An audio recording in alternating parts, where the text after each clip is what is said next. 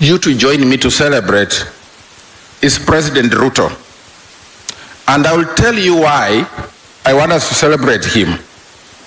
In 2018, President Ruto called some of us in this room and said, Kenya must change. And you guys, how can Kenya continue like this? Then we asked him, what do you mean like this? The president argued that we have an economic model which is a pyramid where only few people at the top have wealth. And we invest in them so much, and the thinking is that the poor people below the pyramid, if you can draw a triangle in your mind, the many people who are poor below will benefit when you have very, very, very few people at the top who own industries, and their wealth can be shared and it can percolate downwards. So he said, if you look at the statistics of Kenya in 1963, Kenya was richer in 1963 than it was in 1970. In fact, by 75, poverty levels were increasing, even when our policy was that we must fight poverty, disease, and ignorance. By 1980, poverty levels were increasing again.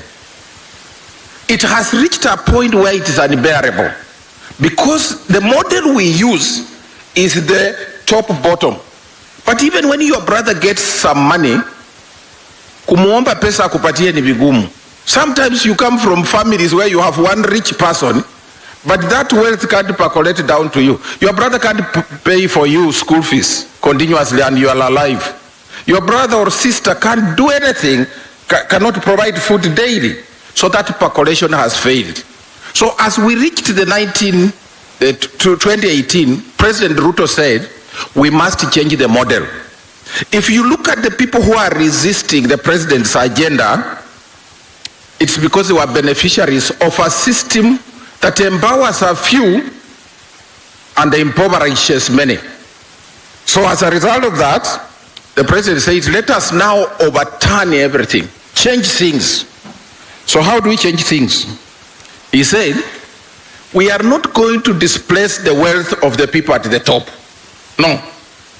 But we shall look within the people at the bottom and empower them so that they are not even a threat to the people at the top. So his focus, instead of going at the top to continue empowering people at the top, the president says, let us start doing things at the bottom. And it is this bottom-up now agenda that you have seen here that we are referring to. So what did he do? You don't empower people at the bottom by doing affordable housing, do you? The people at the top don't need this affordable housing. You don't empower people by doing small businesses at the top. They are already doing big businesses. You don't empower people by universal health care to give people a lot of money. If already people can afford to go to Agahani Hospital, the big hospitals, why would you do universal health care? They already can afford that.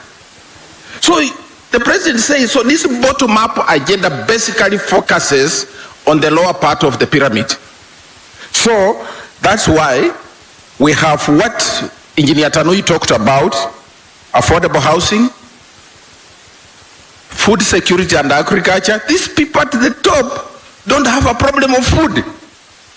They will still import food. But as I talked elsewhere, there is a problem in Kenya. If the president is focusing on the lower part, who is he empowering? These people seated here and even others who are not here. But why would then people say they don't want? I will just explain that shortly, because this is the gist of the matter about Madaraka. When you put up a house, Mwanaisha has said, several houses have been put up, some are almost complete in Mombasa County. Here, Kwale, everywhere, across the country. What does housing mean? Members of the media, this one is for you. Please understand the president properly. There has been this description that why are people being given houses and they don't need houses? You know what? The thousands of houses which are being put up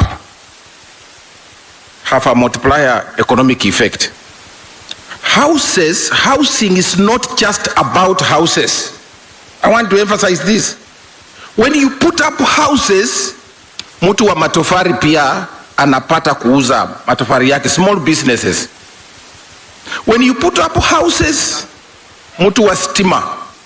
When you put up houses, hardware, mtu wa mchanga. Housing is about jobs. We are not saying we are going to put up 52 million houses in Kenya. But through the housing scheme, we shall create jobs. Now, we have a different approach to building houses.